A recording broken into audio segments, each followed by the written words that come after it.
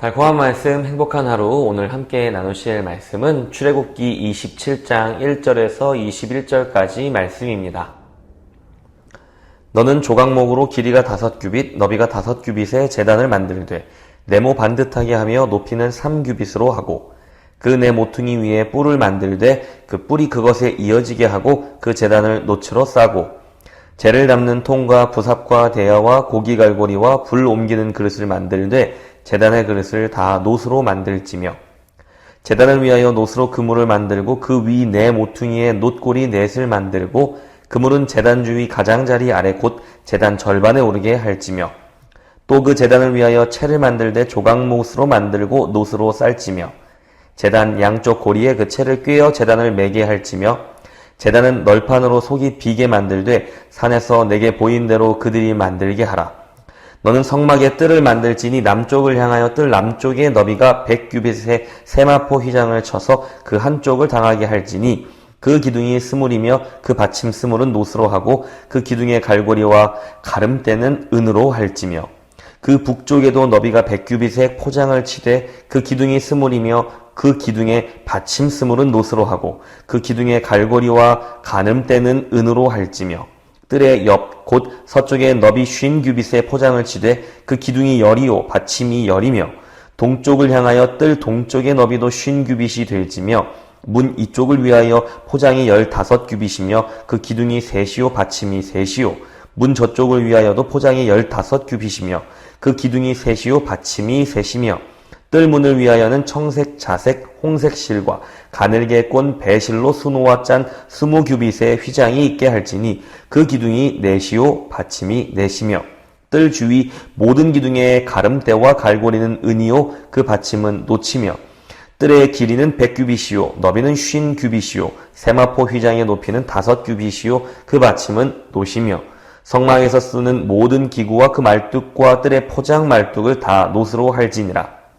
너는 또 이스라엘 자손에게 명령하여 감람으로 짠 순수한 기름을 등불을 위하여 내게로 가져오게 하고 끊이지 않게 등불을 켜되 아론과 그의 아들들로 회막안 증거궤 앞 휘장 밖에서 저녁부터 아침까지 항상 여호와 앞에 그 등불을 보살피게 하라. 이는 이스라엘 자손이 대대로 지킬 규례이니라. 아멘. 저는 요즘 캠핑이라는 것에 많은 관심을 가지고 있습니다.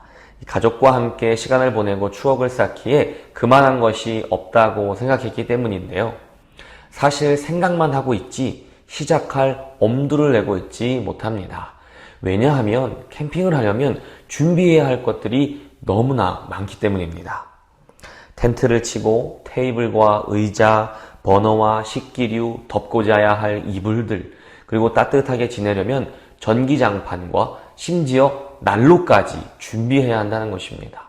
그 많은 것들을 준비할 생각을 하니 시작할 엄두가 나지 않았습니다. 그 많은 짐을 전부 차에 싣고 캠핑장에 도착하면 차에서 짐을 내려 다 설치를 해야 합니다. 그리고 캠핑이 끝나면 다시 그 모든 짐을 철수하고 차에 싣고 돌아가서 정리를 해야 합니다. 이 생각만으로도 정말 쉽지 않겠구나 라는 생각이 들었습니다. 그러나 그런 수고가 있어야지만 캠핑이라는 즐거움을 누릴 수 있는 것이겠지요. 그리고 그만한 가치가 있다고 생각하기 때문에 스스로 그런 수고로움에 헌신하는 것입니다. 우리는 계속해서 출애굽기를 통해 성막 만드는 일에 대한 말씀을 묵상하고 있습니다. 이 성막을 만들고 설치하는 일은 하루 이틀 가족들과 캠핑을 준비하는 것과는 비교도 할 수 없을 만큼 수고롭고 번거로운 일입니다. 오늘은 제단과 성막 뜰을 만드는 방법에 대하여 자세히 설명하고 있습니다. 제단의 모양을 설명하는 데 이어서 재를 담는 통과 부삽과 피를 담아 뿌릴 대야와 제물이 될 고기를 정리할 갈고리와 불 옮기는 그릇 등 이 부수적인 물품들에 대한 설명까지 아주 자세하게 나와 있습니다.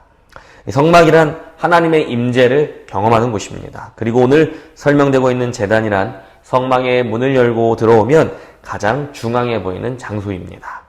바로 하나님께 제물을 올려드리는 곳이죠. 뜰은 성막 전체의 규모를 결정하는 테두리입니다. 그 뜰을 만들기 위해 세우는 기둥과 문양과 휘장의 이 재료까지 오늘 본문은 아주 세세하게 설명해 주고 있습니다. 그리고 오늘 본문의 20절에서 21절의 말씀을 보면 아론과 그의 아들들을 향해, 즉 제사장들을 향해서 성소 안에 있는 등불이 꺼지지 않게 잘 지키라고 명령하고 있습니다. 그 등불은 올리브 기름을 채워 넣게 되어 있습니다. 일반적으로 등불을 켜는데 사용되는 그 기름과 달리 이 올리브 기름은 틀을 사용하지 않고 직접 손으로 빻아서 기름을 내게 됩니다. 그래서 이 좋은 올리브 기름으로 등불에 불을 밝히기 위해서는 일일이 손으로 기름을 빻아서 짜내야 하는 수고로움이 필요합니다. 그러나 그 수고로움만큼이나 이 기름을 사용하면 그을음이나 냄새도 덜하고요. 아주 밝은 빛을 내는 등불을 켤 수 있다고 합니다. 등불이 꺼지지 않아야 하는 이유는 이 등불은 하나님의 임재의 상징이기 때문입니다. 등불을 밝히며 바로 이곳에 하나님께서 함께하고 계신다는 그 사실을 나타내는 아주 막중한 임무인 것이죠. 하나님의 임재를 경험하기 위해 이스라엘은 하나님의 말씀으로 세세한 지도를 받으며 성막을 준비해 나갔습니다.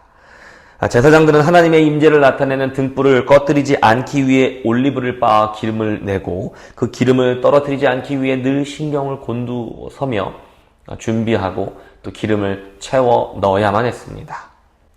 하나님의 임재를 경험하기 위해서는 하나님이 말씀해 주신 질서대로 또 하나님의 방식대로 모든 것을 세심하게 준비해야 했던 것입니다. 산 꼭대기에 계시던 하나님은 이스라엘 민족의 삶의 한가운데로 내려와 성막에 임재해 주셨습니다. 그리고 이제는 그 하나님께서 우리의 삶 속으로 바로 우리 안으로 들어오셨습니다. 예수 그리스도라는 제물이 제단 위에 드려졌고 성소의 휘장이 위에서 아래로 찢어졌습니다. 하나님의 임재는 산 꼭대기에서 성막이라는 삶의 자리로 내려왔고 이제는 예수 그리스도를 통해 바로 우리 안으로 직접 들어오신 것입니다. 그런데 오늘날 우리 안에 임재하신 하나님을 경험하기 위해 우리는 어떻게 준비하고 있습니까? 우리는 우리 안에 계신 예수 그리스도의 빛을 꺼뜨리지 않기 위해 어떠한 수고를 하고 있을까요?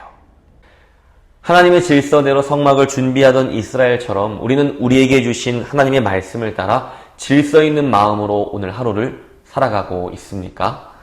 또 잘 준비된 기름으로 예수 그리스도의 빛을 세상에 비추고 있을까요? 혹 아무렇게나 풀어진 마음 안에 우리 하나님을 모시고 있지는 않은지, 귀중한 기름을 준비하는 것이 아니라 아무렇게나 준비한 싸구려 기름으로 예수의 빛을 우리 삶 가운데에서 비추려고 하고 있지는 않은지 생각해 보게 됩니다.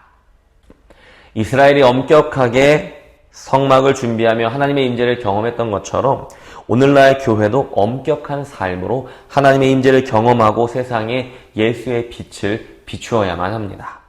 그렇게 해야 하기 때문에 하는 것이 아니라 우리 안에 계신 성령께서 우리를 그렇게 인도해 가시기 때문입니다.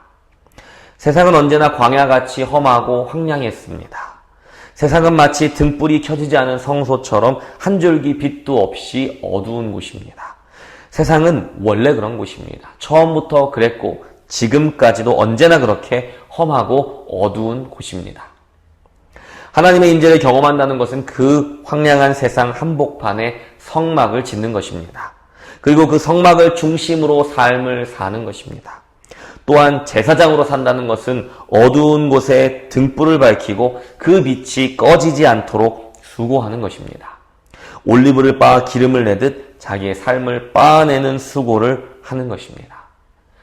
가족과 즐거운 캠핑을 위해 수고를 마다하지 않는 것처럼 하나님의 임재를 경험하기 위해서도 해야만 하는 수고가 있습니다. 이동할 때마다 매번 성막을 짓고 허물고 다시 이동하여 성막을 짓고 허무는 일을 매번 반복하는 것처럼, 또한 등불이 꺼지지 않게 하기 위해 올리브에서 기름을 빻고 그 기름을 점검하고 늘 채워 넣는 것처럼 수고스럽고 때로는 지겨운 일입니다. 이것은 한 번이 아니라 매일을 수십 년 동안 해야만 하는 일이라는 것입니다. 그러나 우리는 그런 삶의 가치와 기쁨을 알기 때문에 사랑으로 기꺼이 순종하는 사람들입니다. 성령이 우리를 반드시 그렇게 인도해 가실 것입니다. 험악하고 황량한 세상 한가운데 성막을 짓는 일은 어쩌면 교회를 세우는 일입니다. 하나님의 임재를 경험하는 곳, 죄사함과 회복과 하나됨이 일어나는 공동체를 세워나가는 일이기 때문입니다. 어두운 세상에 예수의 빛을 밝히는 일이란 내가 그 등불이 되어서 세상에 예수의 빛을 밝히는 일입니다. 내가 가는 곳마다 어두움을 밝히고 예수님의 성품으로, 예수님의 능력으로 그곳에, 어두움만 있는 곳에 희망을 비추는 그러한 삶일 것입니다. 세상이 어둡고 황량한 것은 전혀 이상한 일이 아니고 당연한 일입니다. 특별한 문제가 아닙니다. 세상은 늘 어둡고 황량했기 때문입니다. 진짜 문제는 그 어두운 세상에 우리가 예수의 빛을 꺼뜨리는 것입니다. 그 황량한 세상에 하나님의 임재를 보여줄 성막, 즉 교회를 건강하게 세우지 못하는 것입니다. 성령께서 반드시 우리를 그렇게 인도해 줄 것인데 교회를 건강히 세우지 못하고 예수의 빛을 비추지 못한다면, 아니 그 비춰지고 있는 그 빛을 꺼뜨리게 된다면 그것은 정말로 이상한 일이라는 것입니다. 우리 모두가 오늘 하루 올리브를 빻는 심정으로 예수의 빛을 비추는 하루가 될 수 있기를 소망합니다. 세상 사람들이 우리를 통해 오늘도 예수님의 형상을 볼 수 있기를 소망합니다. 사랑하는 강서침례교회 모든 성도님들이 각자의 삶의 자리에서 황량한 세상에 하나님의 임재를 보여줄 수 있는 교회의 삶을 살 수 있기를 기도하겠습니다.